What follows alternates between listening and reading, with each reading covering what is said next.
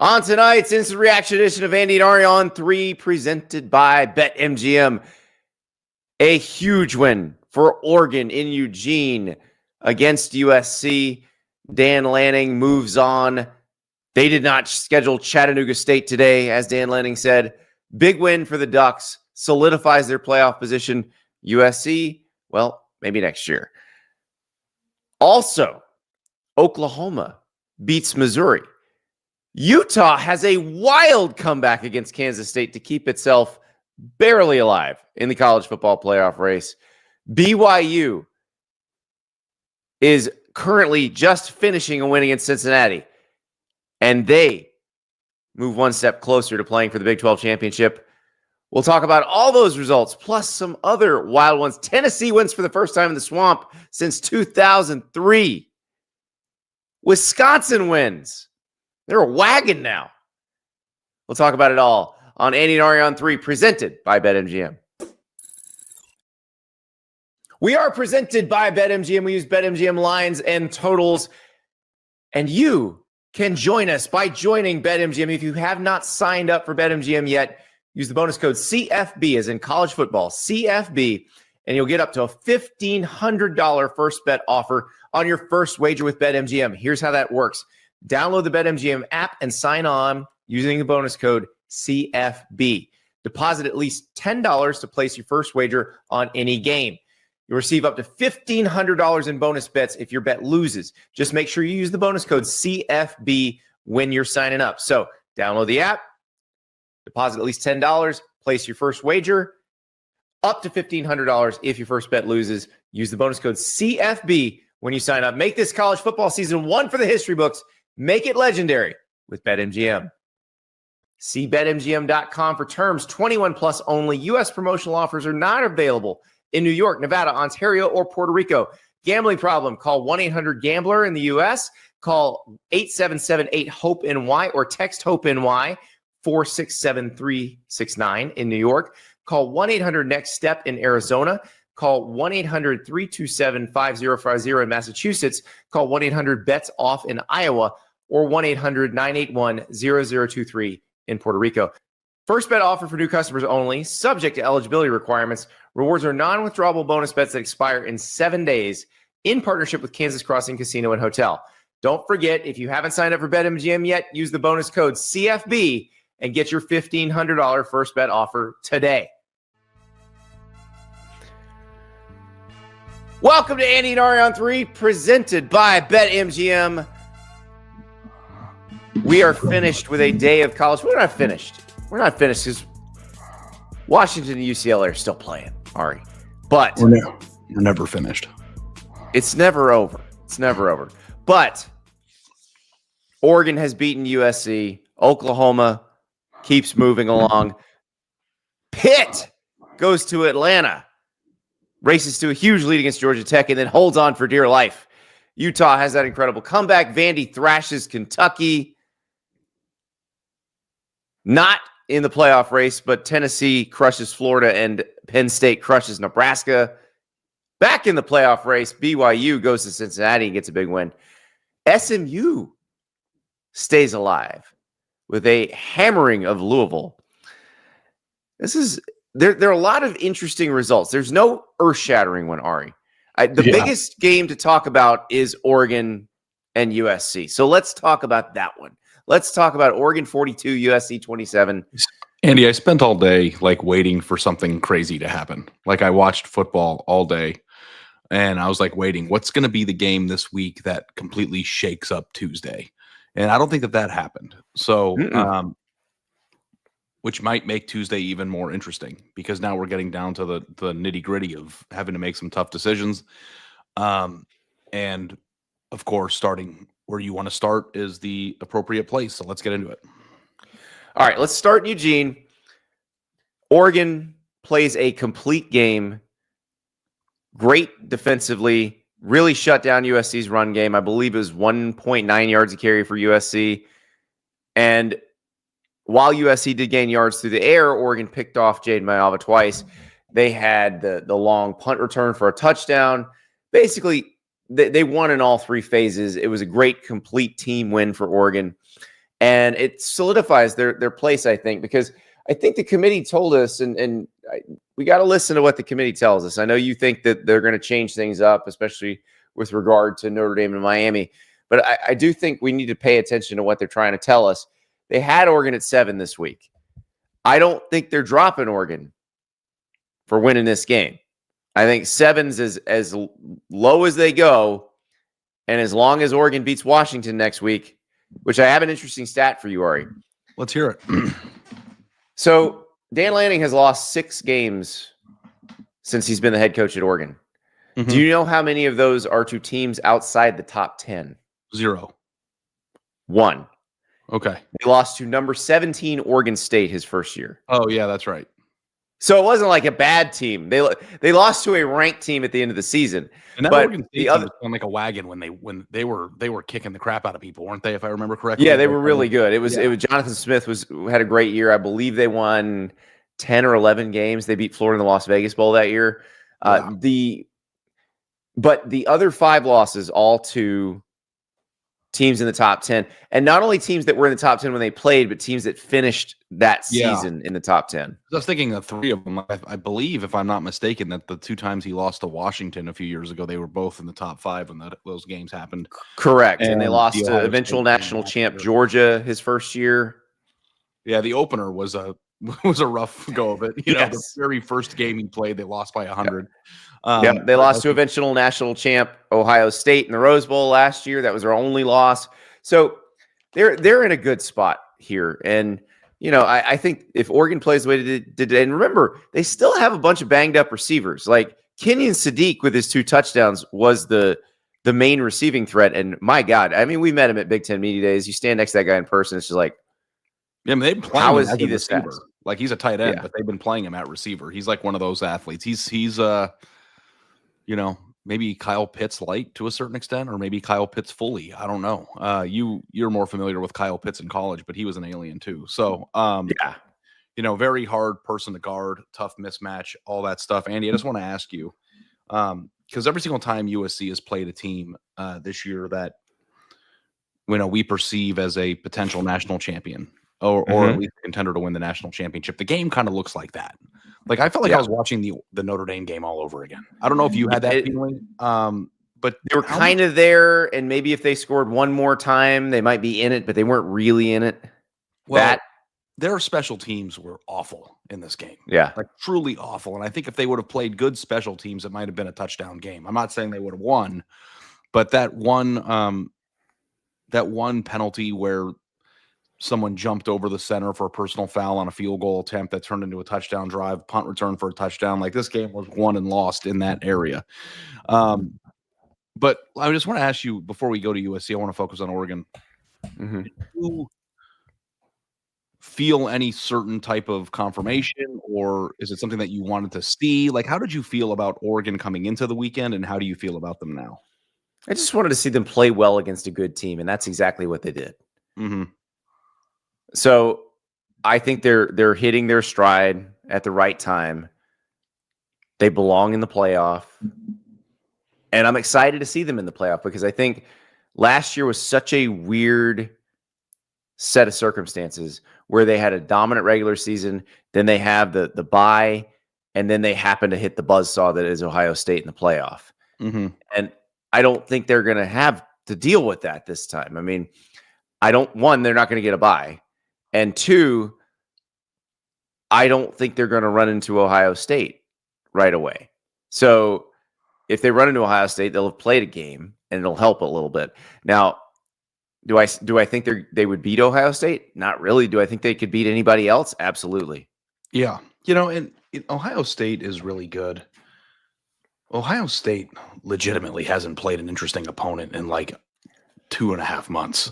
I'll be very interested to see what they look like. Obviously we get next weekend where we'll be in Detroit and Ann Arbor at both the MGM casino downtown and at the game. And, maybe we'll get a look at it. And I saw some of the videos of Ohio State's receivers who didn't play today before the game, and they didn't look like they were walking very comfortably. So we'll see what the health status of Carnell Tate and Jeremiah Smith are.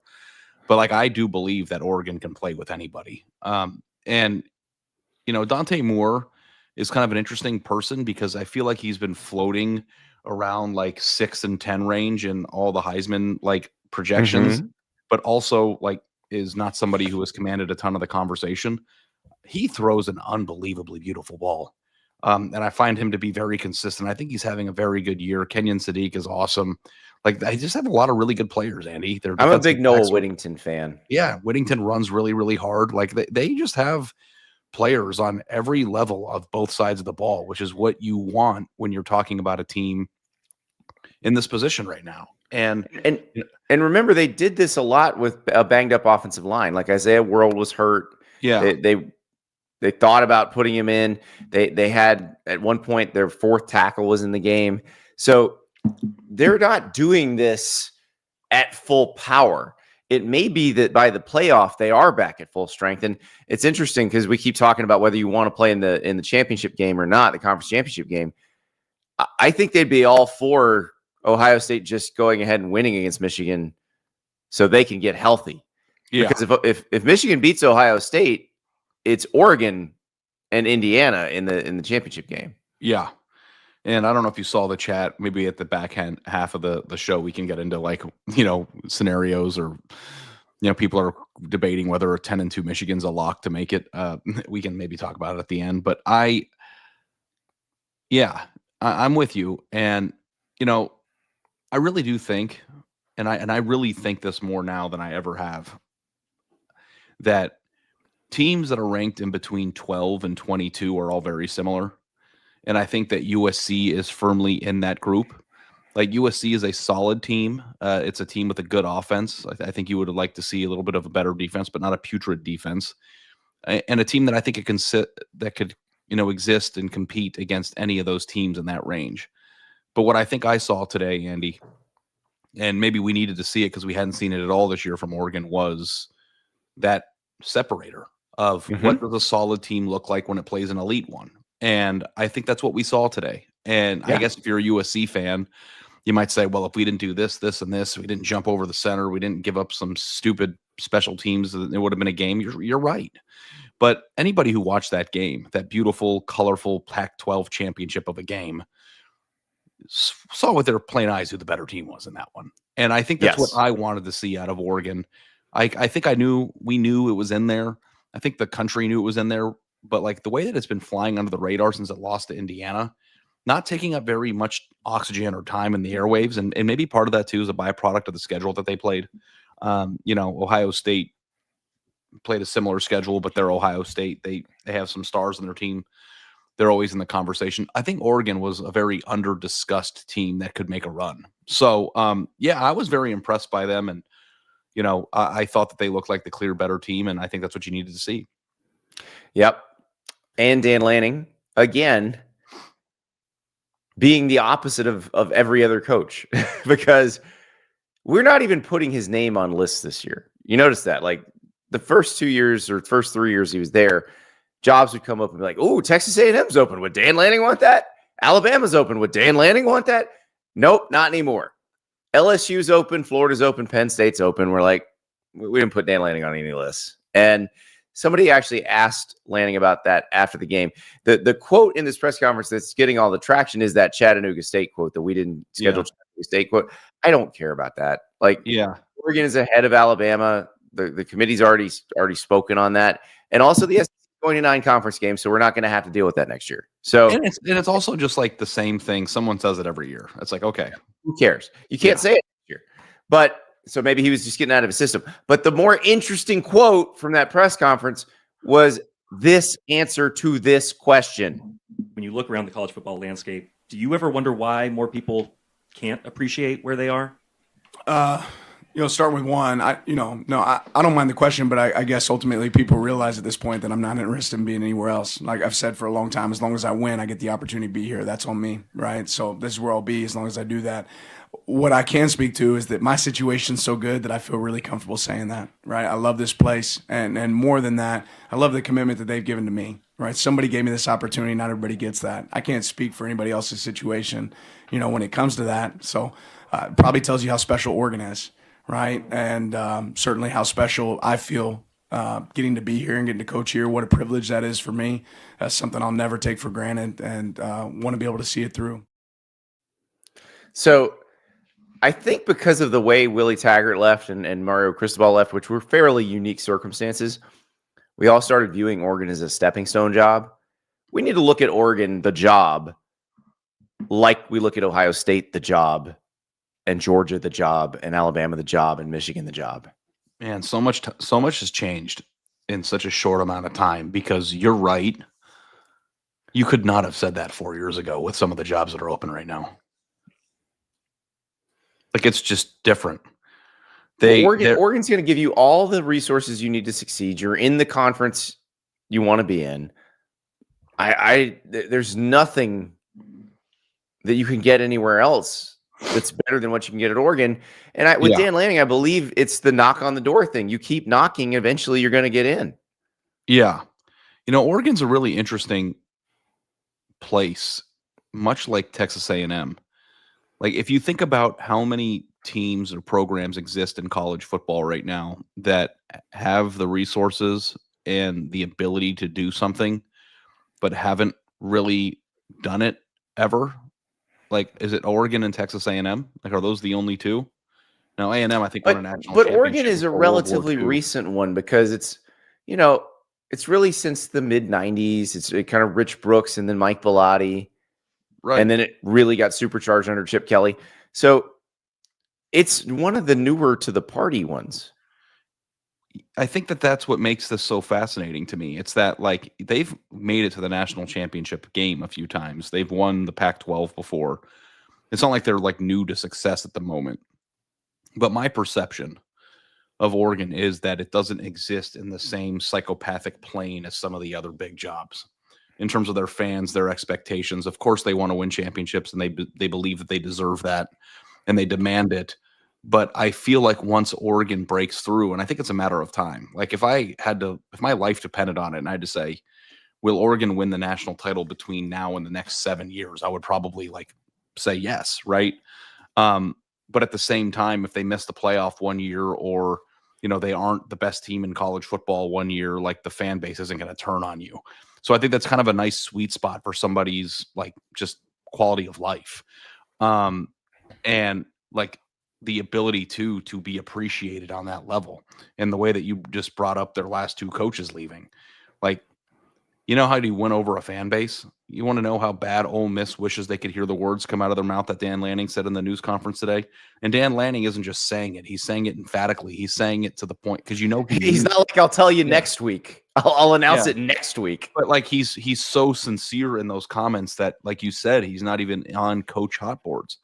And I think that's cool. And I think there should be a wider conversation, honestly, about whether or not more coaches should take that mindset, or if the transient corporate ladder climbing like instinct that consumes so many coaches is actually working to their detriment. Like, if you get the Ole Miss job and you're really good in it, like, why should you go? Like, why is everybody so eager to always go? And I wonder if more Dan Lannings are going to pop up in the next 5 to 7 years, now that the lines between great job and good job are muddied in a way that they weren't 5 years ago. I think it might be possible. If you want to read about that, I wrote a column about the whole situation, the comparison between Lane Kiffin and Dan Lanning. And I just think it's a very interesting juxtaposition. I do not begrudge Lane Kiffin what he's doing. My God, he's feeding our families, Ari.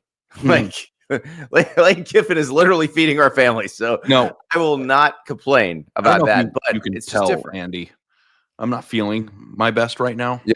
I don't know if you can tell that based on, the tea that I'm drinking right now, like an 8-year-old woman. That really gives it away. What's that? It's the high energy that's really giving it away. No, I'm here. I'm ready to rock.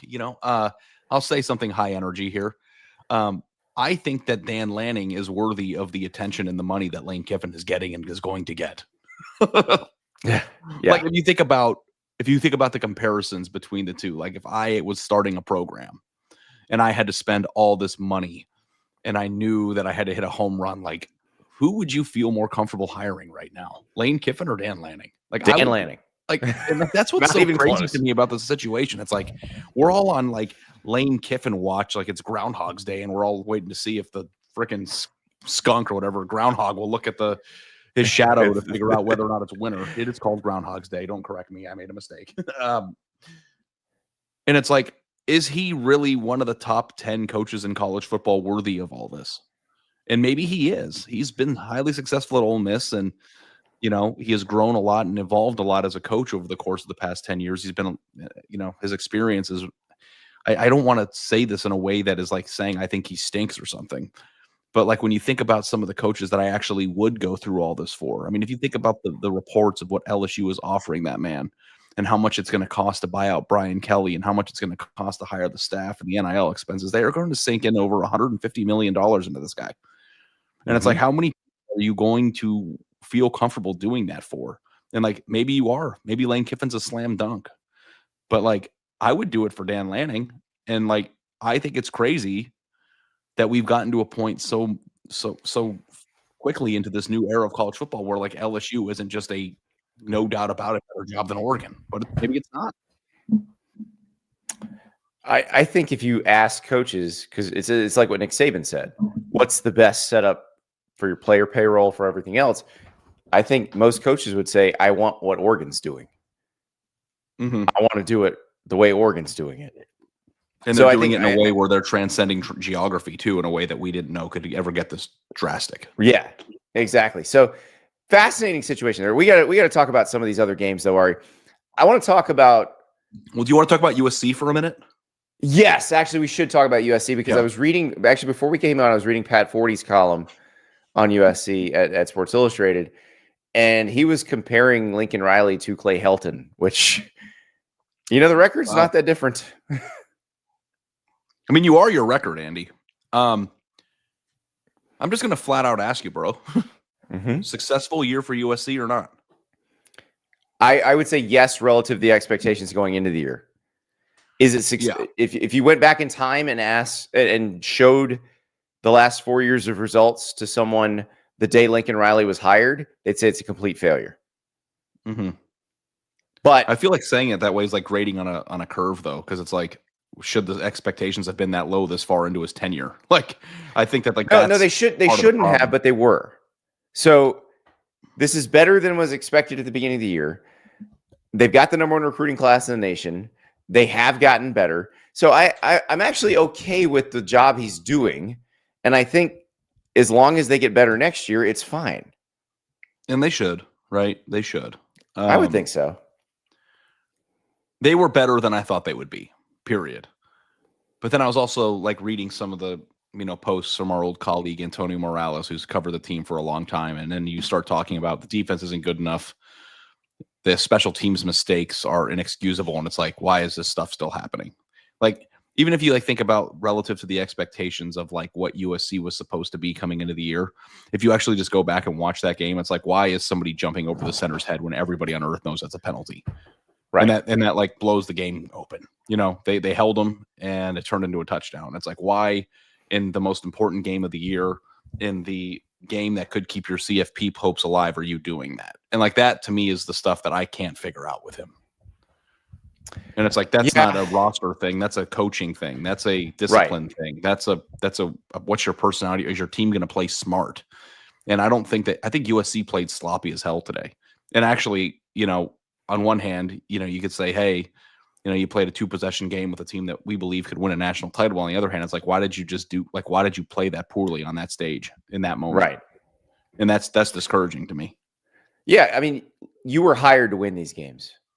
That's the whole point. Lincoln Riley was hired to win these games and win championships, and he's not doing it. And if you're ahead of schedule, don't play your worst game or one of your worst games of the year in that moment. Like, that's the other thing. Like, I feel like USC is better than what we saw today. No, I think this is what they were. This is what they've been all season. Every time they run up against a team that's like Notre Dame or Oregon, this is what we saw. Illinois, which, by the way, lost to Wisconsin tonight, they beat USC. So they're better than they were. Like the Michigan game, the Iowa game is proof they're better than they were. They would have lost those games last year. The question is, do they take another step? And they're not going to fire him. They can't afford to fire him. They'd love if he left. Like, his agent's been pushing him all over the place. That's why you see his name popping up on all these message boards for all these various searches. USC would love if he left. And because this is not the AD that hired him. Mm-hmm. But he's not leaving, and they can't afford to fire him. Or they're not going to pay to fire him. They may be able to afford it, but they're not going to pay the money. Because it's not a dire situation like some of these other ones. Yeah. But I think that you can go into the offseason in a better mood than last offseason, which I think is good. I think you can too. Don't lose to UCLA. But yes, don't lose to UCLA. Can we talk about Pat Narduzzi? Yes, Playing please. game cared about. Pitt, Georgia Tech. Pittsburgh takes a 28-0 lead. Tries really hard to let Georgia Tech back in the game, but then puts it away with a great run up the middle. Hey, he told us they don't care about the Notre Dame game, but they care about this game, and they are still alive for the ACC championship and the college football playoff, Ari. That was a kind of a banana land game, wasn't it? It was like, oh my God. Because they were, well, it was like simultaneous watching Pittsburgh and Tennessee race out to these giant leads. And then you see Georgia Tech start to come back and you're like, oh, Georgia Tech's going to try here and Florida's not. Yeah. I actually was convinced for 2.5 quarters up until that final run that Pitt was going to lose. Do you want to talk for a second about that insane fake punt call? Fake punt, yes, because I was sure after the fake punt that the Georgia Tech was going to find a way to win. They were, for those who didn't watch the game, here's the context. Pitt was up by 14 points with 7 minutes left in the game. They had like a 4th and 4 or 5, something like that around. They're on midfield, their own 45-yard line. Yeah. And Narduzzi ran a fake punt. It was a direct snap to a back in the backfield who tripped over himself, turf monster, and fell short. Gave Georgia Tech 1st and 10 with literally 7 minutes left down. And they instantly scored. Instantly. They scored 4 plays later, and I was like, oh my God. And then you thought, then on the ensuing possession, Pitt got to a 3rd and long. And you're like, okay, well, they're probably going to punt. Now, I had my tweet ready to go of like, if it was 4th down, fake it again, Narduzzi. They'll never see it coming. And then they hit a hitch for a 14-yard gain. And then the next play, they ran up the gut for a 60-yard touchdown or something and won the game. But, I think that this is very interesting because, I'm going to rely on you because you're Mr., ACC or all-power conference tiebreaker man. Like, what's going on? Who's like, I don't even know who's in control of their own destiny right now. Do you know? Will you break it down for us? Virginia is in control of its own destiny. Okay. And SMU is in control of its own destiny. It's Virginia and SMU because of tiebreakers. Pitt can still be 7-1 in ACC play, but they need help. Yeah. So which sets up a massive game. They have to beat Miami. Yeah. And Miami needs to beat them very badly. Yes. And I know that there are a few scenarios that get Miami into the championship game as well. And I don't know what the scenarios are. I'm sure it's easier for Pitt to get there because they're only a 1-loss team. But if Cal beats SMU next week and Wake Forest beats Duke next week and then Miami beats Pitt, then Miami's in. So it's not that far off there either. So, but if Virginia and SMU win next week, it's over. It's Virginia and SMU. They're 7-1, and they would have the tiebreakers over Pitt. So it wouldn't matter if Pitt won. Right. Because those two beat Louisville and Pitt didn't. Yeah, and SMU is coming off of a huge win. They beat the crap out of Louisville on Saturday, 38-6, and Kevin Jennings was at 350 yards and 4 tutties in this game. Yeah, and SMU's defense was awesome. They've been the strength of this team for a lot of the year. You got to see them both kind of at their full power, the offense and the defense today. And Ari, I'm trying to figure out, because I'm doing bracketology after the show, who do I pick to be the ACC champ? I think I might pick SMU. I mean, I would probably just try to figure out who you think would be favored in their games next week, I think SMU is going to be favored against Cal. Yeah, I mean, Virginia is going to be favored against Virginia Tech. Yeah, I didn't say that right. Who do you think will be favored when SMU plays Virginia if they both play?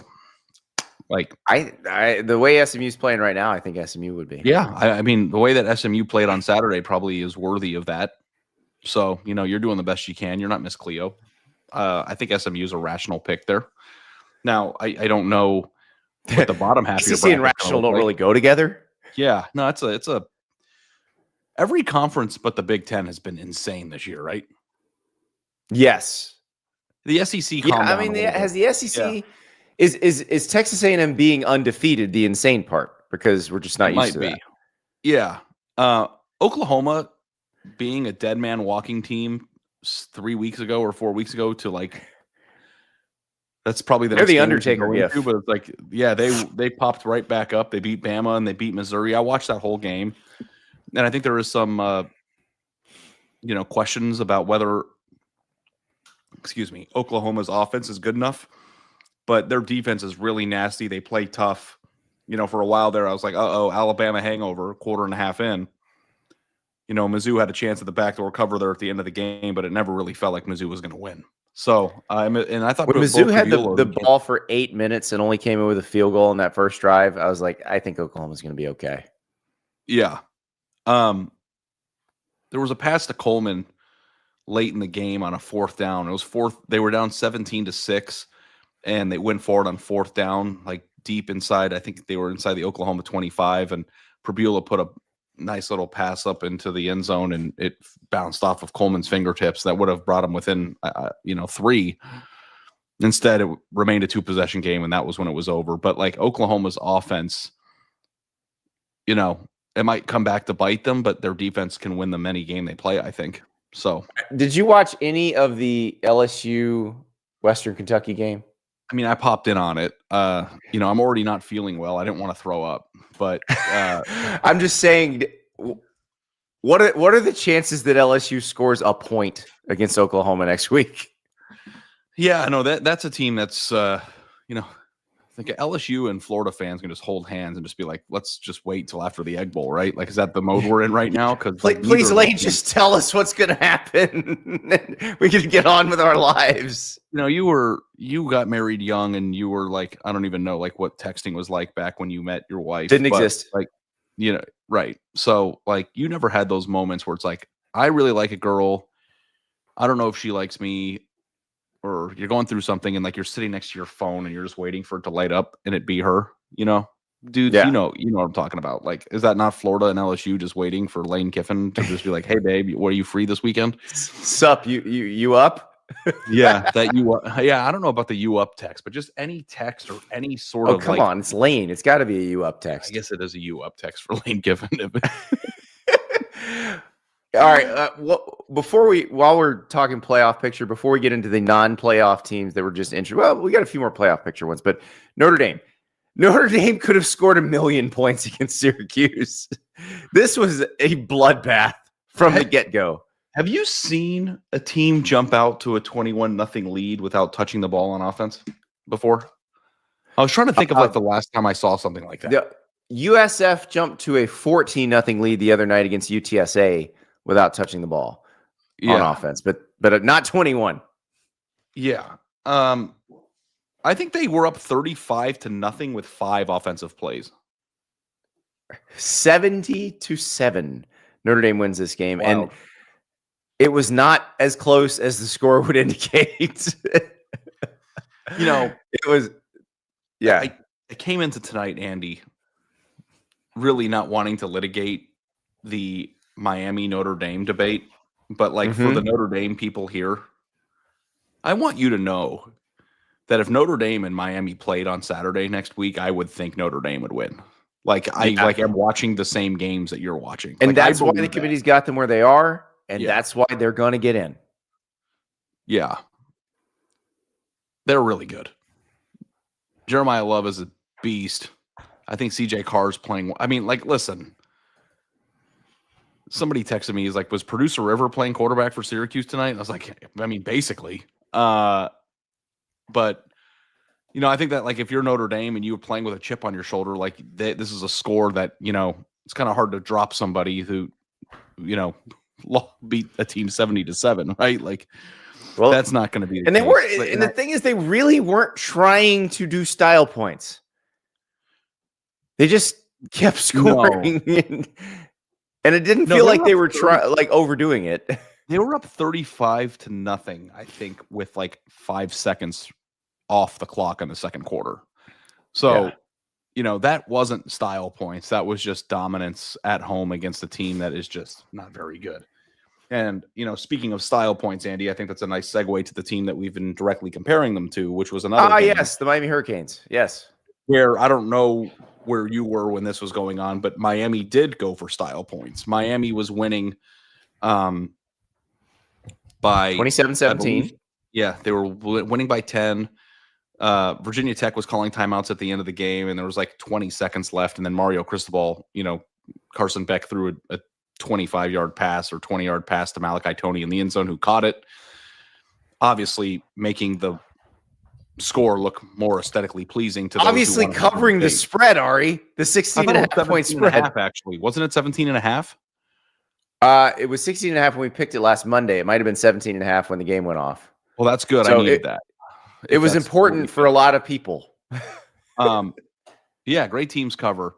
But I watched this game, and like there was this graphic that was floating around of like an ESPN like lower third from like their show saying like Miami survives a scare, and I was like, there was no scare. Like, let me be clear. They dominated the entire game. Virginia Tech scored a late touchdown to like make the score look closer than the game was, and then they popped on that extra touchdown at the end. But if you were Miami and you were a Miami fan, you got to be honest with yourselves. Like, you wanted Miami to put up a 70-7 today, right? Like Notre Dame putting up the 70-7. And that's why I don't think they're going to get any closer, because I don't think there were any results that are going to make them get closer. And that's if Utah had, if Utah had lost, if BYU had lost. Mm-hmm. Can we go to Utah? Let's go to the Utah, Kansas State game, because Kansas State jumps out to a huge lead on Utah. They're averaging like 15 yards a carry through the first quarter. It was insane.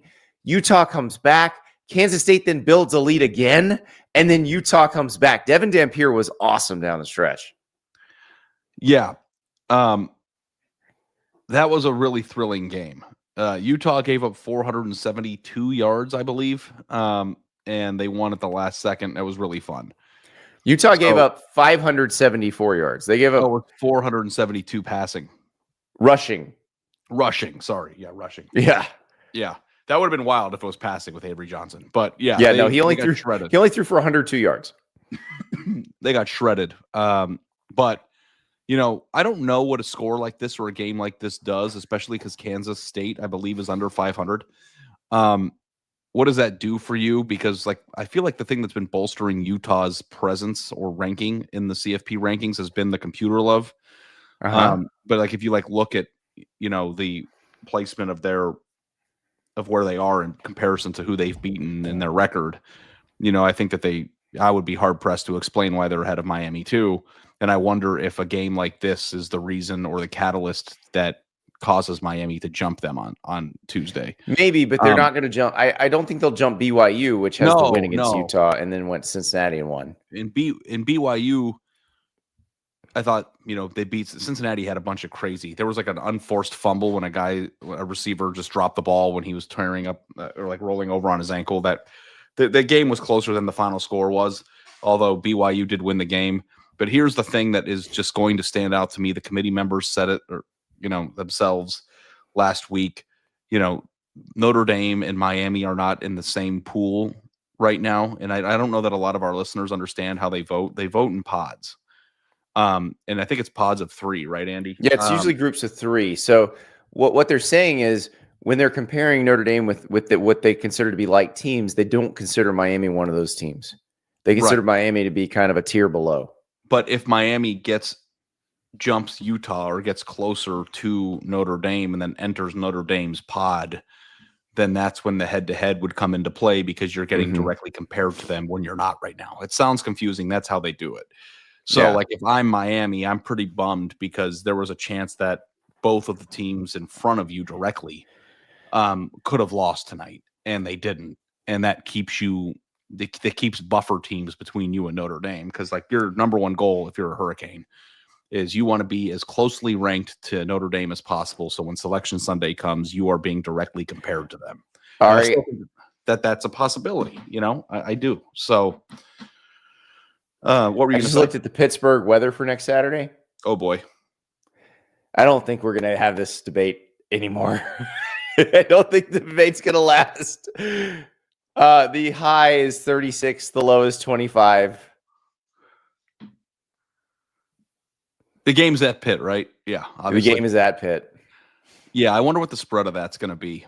I mean, we've been calling that they might lose to Pitt for a month. So, we'll see. And you know what? Listen, Notre Dame, to me, is a really good team. And I think Notre Dame could literally beat anybody they play. So if Miami loses, then the debate is over. And then we lovingly usher Notre Dame into the playoff where they belong. So, I'm not, it's almost like you get so married to making a point over the course of a 6-week period. And maybe it's just like I'm aired on this, being vulnerable of I've thought this for 6 weeks and I've been explaining it to people and battling with people about the way that the process works. And then at the end of the road, it might push comes to shove. We might not even see it play out. But if it does, it'll be interesting to see how it is. But if Miami makes if Notre Dame makes the playoff, and then you and I are asked to do our brackets of how far, remember, at the beginning of every year, we fill out the whole bracket. I will have Notre Dame advancing. My Miami opinion isn't of the notion that I don't think that Notre Dame is good or that I'm blind when I watch them play. I'm watching the same games that you guys are all playing. The only thing that I have a hard time with is if you look at my record against the spread this year and how I've picked games, even though I agree with Notre Dame fans and that Notre Dame looks good or looks more improved, I can't think that what I think will happen take precedent over the results that we have. And that's been my point from the beginning. So, Notre Dame's really good. And I don't know if people needed to hear that, but it's like saying I need air to breathe. It's pretty obvious at this point.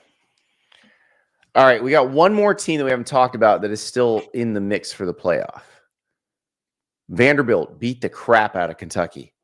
This is one of those games when you're talking about Vanderbilt being in the playoff mix, you're like, okay, but they're going to drop one. They're not supposed to. There's no way Vanderbilt's just going to roll into the final weekend of the season one win away from the playoff or from potentially making the playoff. I don't know if they will. But they crushed Kentucky 45-17. It was never close. It was 24-3 at halftime. At the beginning of the fourth quarter, it was 45-3. So Vandy destroys Kentucky.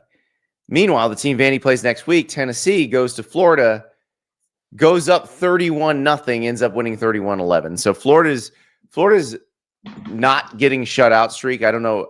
I don't know of an efficient way to say that. Florida has not been shut out since 1988. That streak remains alive. It was Is that why everybody was cheering when they kicked that field goal? Yes. Oh, they kicked a sad field. It's funny. This is the second time we've mentioned the Florida Oregon State Las Vegas Bowl from a few years ago on this show. But they kicked a sad field goal on that one to keep the streak alive as well. Okay, so they're like that. I was like, why are they kicking a field goal here? And then I thought the fans were cheering sarcastically of oh, big three we got there, 31-3 now, and they were cheering that because streak is the longest streak in college football history, the longest not getting shut out streak in college football history. So that's cool. That is why. But Tennessee broke a streak of its own because they had not won in the Swamp since 2003, and whatever voodoo was they just obliterated it by scoring immediately and then holding Florida to 1 total yard in the first quarter. Yeah, I do think we have to point out this irony about this game too, Andy. Urban Meyer, I believe, was inducted into the Ring of Honor at Florida. And Urban Meyer was the person who said in the offseason that Tennessee was screwed when Nico left. So he got a front row seat to seeing how screwed they were on Saturday night. Not screwed. And Tennessee can now knock Vanderbilt out of playoff contention if they can win this game next week. Oh, one more potential playoff team. Forgot. Jonathan in the chat. How about the JMU Dukes today? They're not going to make the playoff because the American champ's going to make it. But they almost lost to Washington State. Congratulations. You didn't lose to Washington State. But you almost did. Yeah. They're good. I'm going to eliminate them, I think, from the playoff piece I do on Tuesday. We're far enough along now where you mean the team that lost to Louisville probably shouldn't be compared to SMU that beat Louisville 38-6 today? I don't know how those two things equate. Sorry. Although Miami lost to Louisville too, so we can. No, yeah, I think I just don't think that they're going to get an over. Like I was reserving the possibility that American would just explode and that everybody would lose a bunch. But I think that East Carolina did lose to UTSA. Very strange loss to UTSA for East Carolina, but yeah, I think it's going to be Tulane or North Texas. So or Navy. Yeah. So those are the playoff teams. Did anybody else play we have to talk about Michigan. They didn't blow it today. Oh, I guess we do. Michigan crushed Maryland today. Yeah. And I don't know if I want to drag you. I mean, we're 45 minutes in, and I kind of just I want to drag you into the pits of hell here. Okay. Okay, go for it. Well, first of all, round of applause to Michigan for not ruining our weekend next weekend. I want to thank you personally from the bottom of my heart for taking care of business, and not only taking care of business, but Brock Underwood played really well. Like in this game, I believe he started off 9 for 11 for over 150 yards or whatever and a few touchdowns. Like he played one of his better games. They looked more efficient offensively, and that sets up, of course, what we believe to be a play-in game with Ohio State at home next weekend. If they win, my presumption is that they would be in at 10-2. And people have been asking, because now we're at that point of the year where you have to start looking ahead, Andy. If Michigan beats Ohio State, are they locked to be in? I think yes, because they'll have the best win in the country. I agree with you, but there's a lot of people out there that think that they would still have a hard time getting in. And their losses would be to USC, which is probably going to be 9-3, and to Oklahoma, which we think will be 10-2 in a playoff team on the road. But here's where it gets tricky.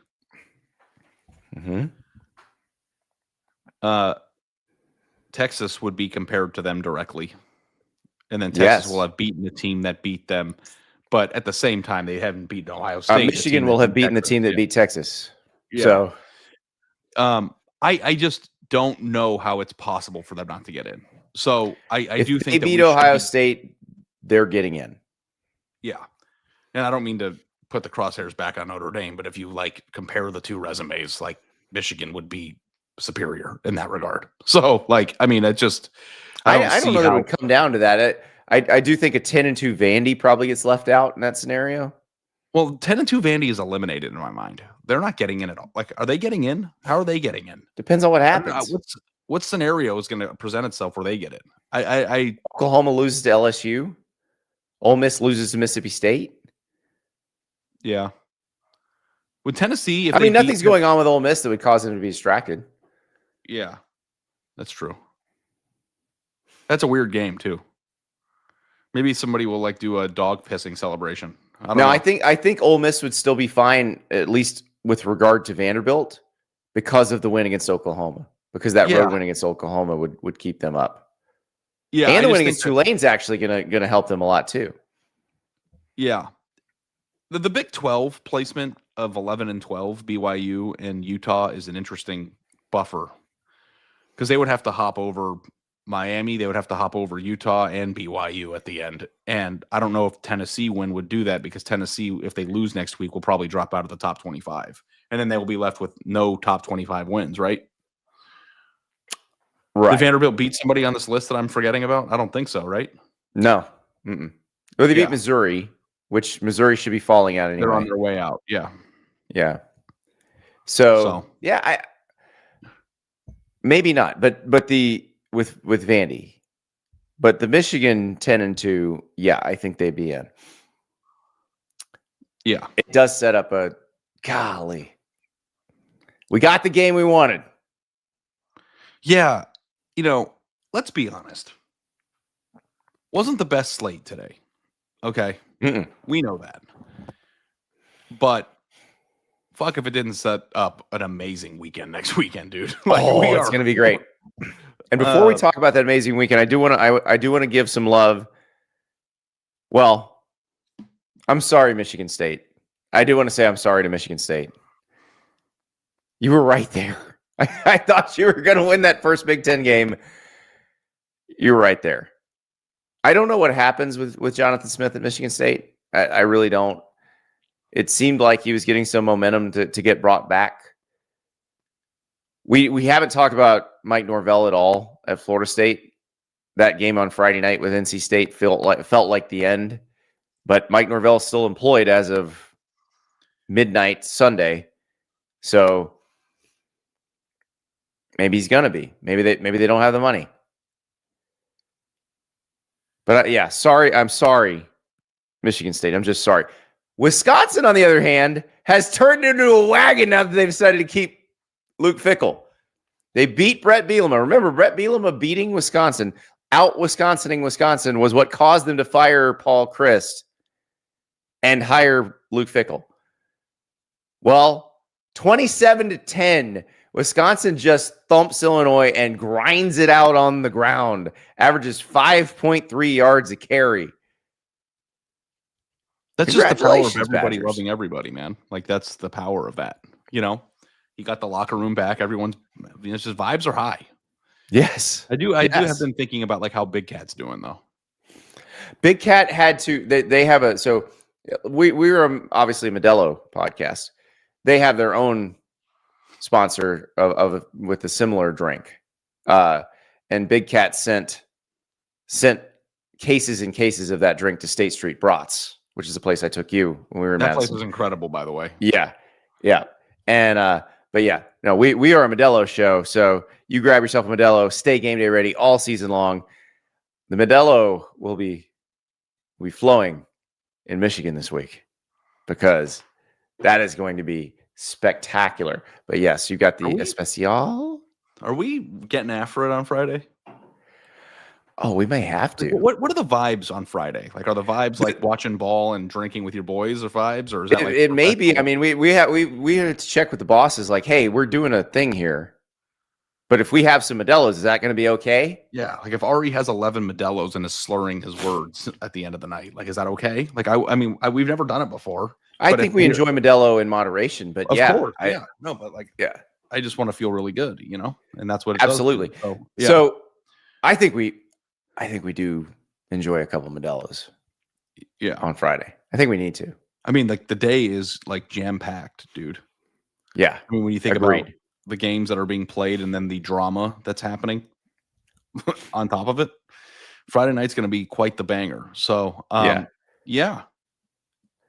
So, congratulations to the Badgers. Congratulations to Northwestern, bowl eligible Northwestern. 138-35 against Minnesota. Hell of a job, David Braun. All right, let's talk about next week. Because we mentioned Michigan and Ohio State, which this is what should happen. It should mean something. It should be for something, and it is for something for everybody because obviously Ohio State would clinch a spot in the Big Ten championship game. Look, Ohio State's not getting knocked out of the playoff if they lose, but the psychic damage of another loss to Michigan, incalculable. Did you watch any of the Ohio State game on Saturday? Very little of it. Okay, I watched a lot of it. It was because it was one of the few games that was on in the morning. Very bizarre game.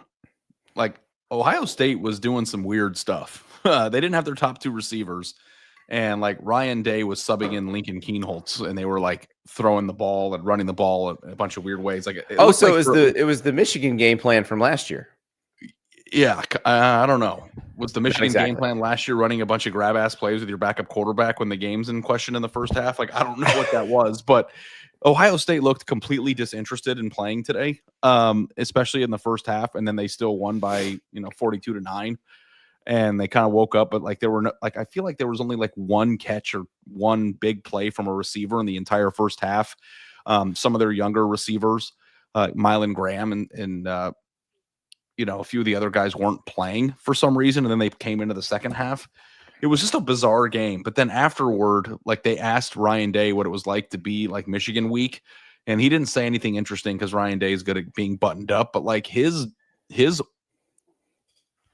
demeanor, if you're an Ohio State fan, it probably felt pretty good to see it. Like he doesn't look like it's. I think that what they call it in Columbus, Ohio, is sphincter mode. Like it didn't.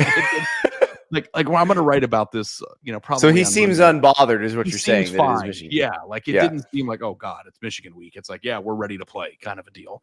And I really do believe, and listen, I've thought that Ohio State was going to win the last 4. So like, I don't know what my opinion is, but like, it does seem like Ohio State's in a pretty good position, at least emotionally, going into the week. And obviously, every single, piece of intel you can get in terms of like where they are mentally is going to be important this week, but they feel good. But yeah, let's do the rest of this chronologically. At noon on Black Friday, noon Eastern time, Black Friday, the Egg Bowl, Ole Miss, Mississippi State. Look, Ole Miss is going to be heavily favored in this game, but we're all going to be watching because what the hell is going to happen? Is word of where Lane Kiffin is going or what he's doing going to leak? Or do we have to wait till Saturday? Will he say something after the game?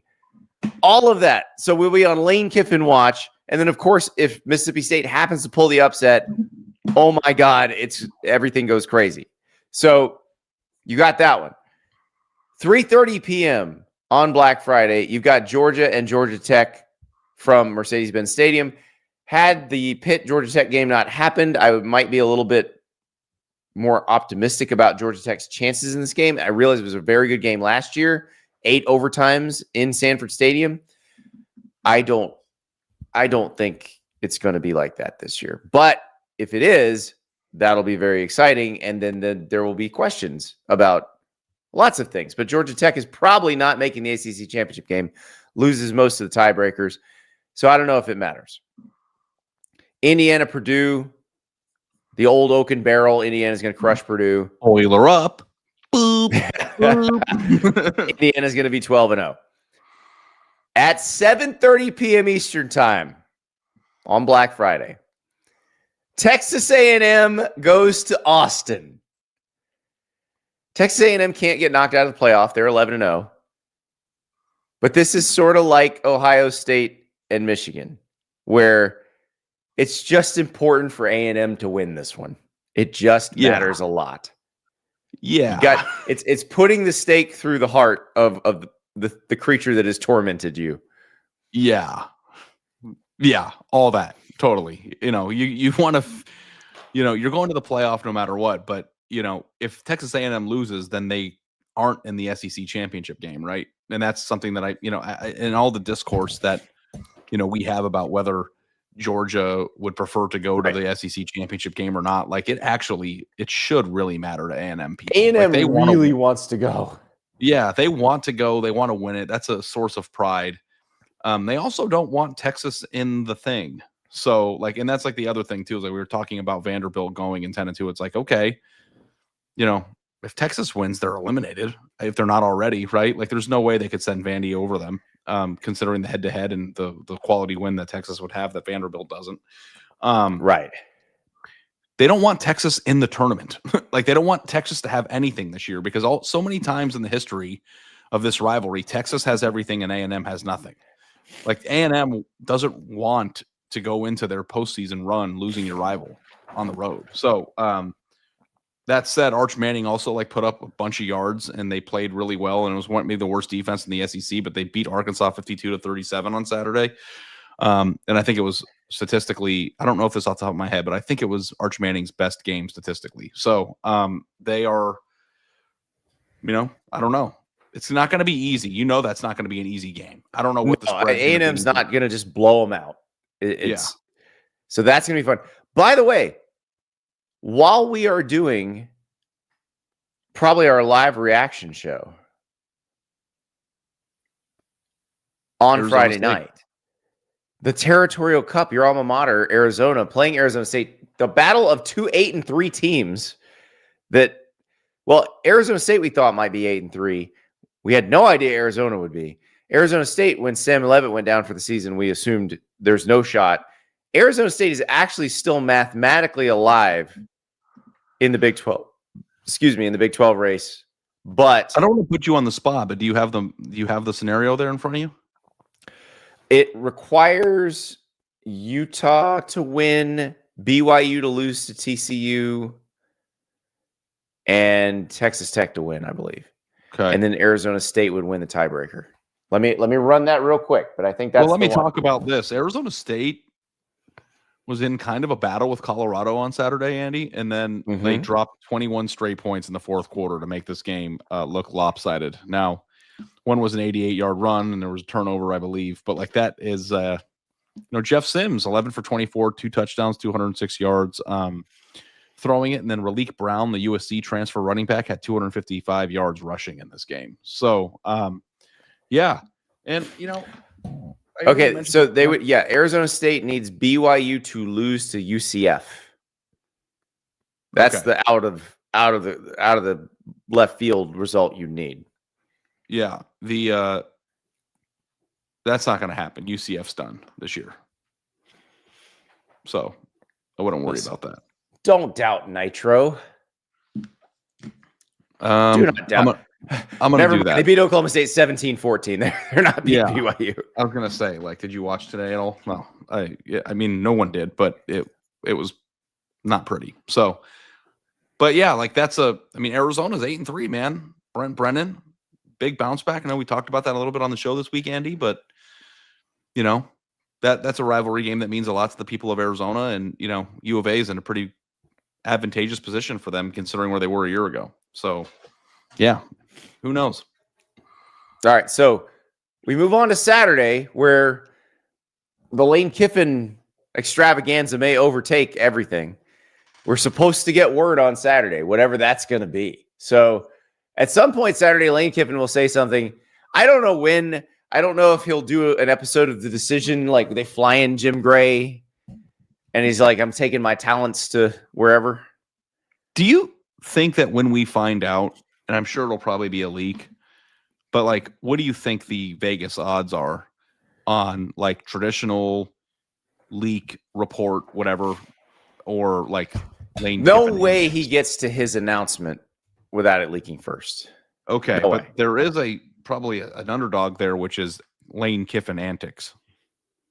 Like he goes on game day, or he just tweets it, or he rips his shirt off, or says something in the post game news conference, or I don't know. Friday night or Friday after the game. I don't know. Or as his team, it would be Friday night. Yeah, it would be Friday afternoon.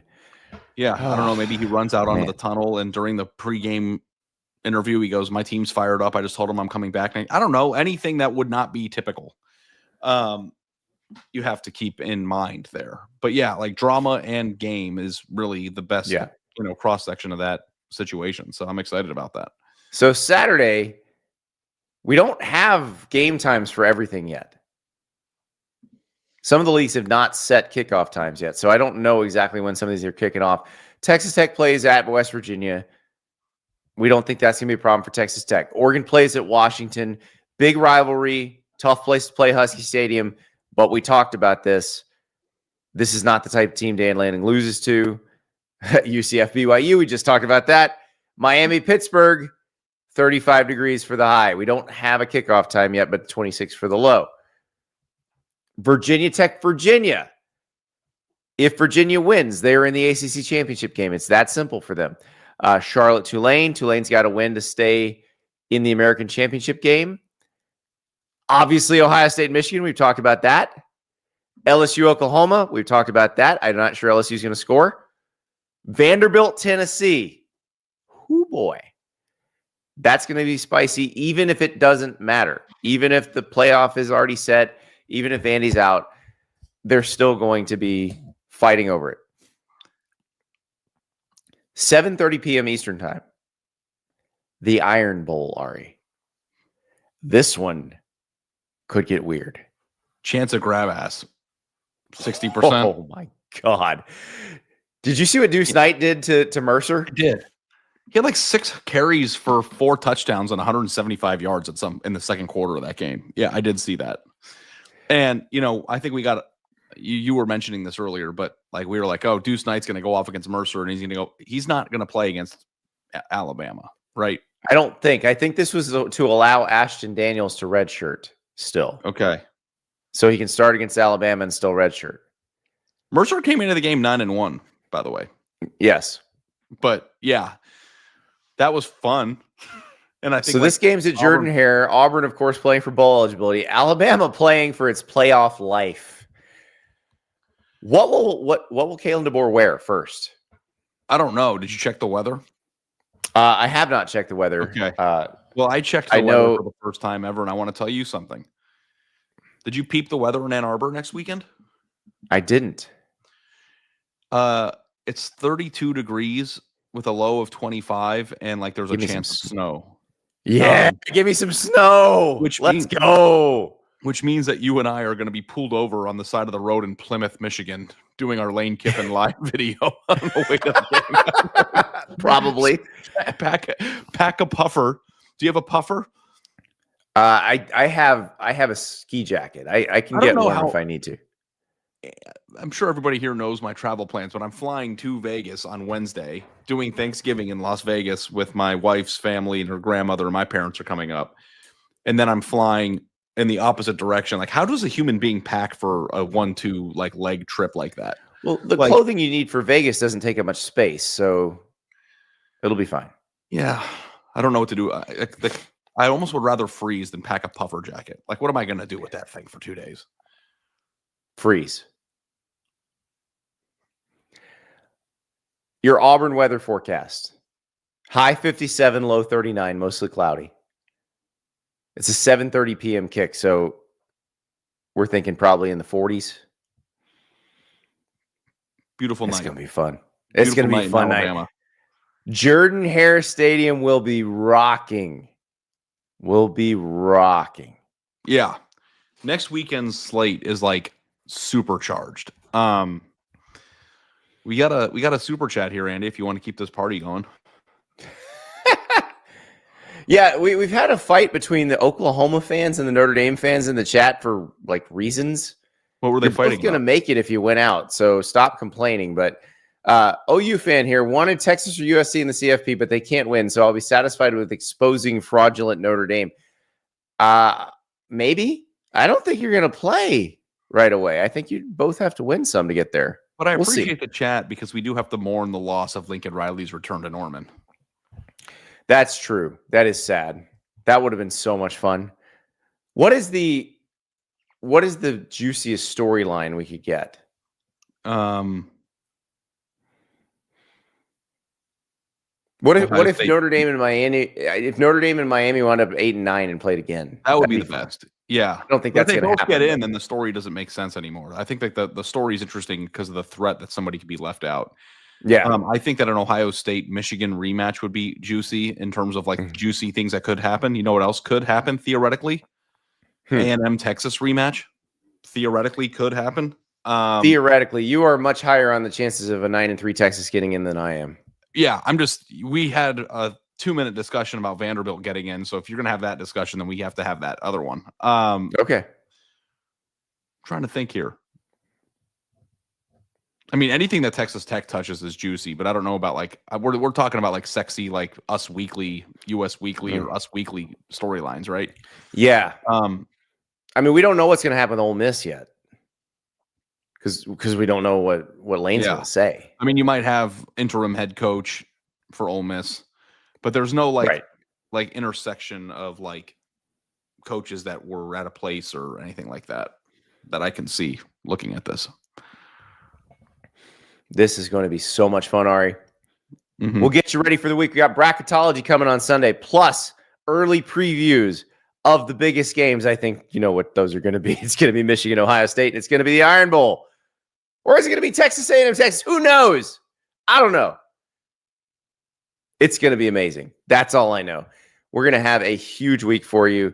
Don't worry. I know it's a holiday. We'll have shows for you. You're traveling. I get it. But don't worry, we'll be there for you, and we are going to have so much fun in the next week. I can't even stand it. I'm so excited. Ari, let's go. Ari's got one more thing. Hey, always trample on your clothes. One person in the chat mentioned that there is a possibility that Mario Cristobal would have to play Oregon. That would be one. Oh, I'll take it. Let's go. Yeah. So, yeah, go ahead. Sorry. Get out of here. Bye, everybody. We'll talk to you soon.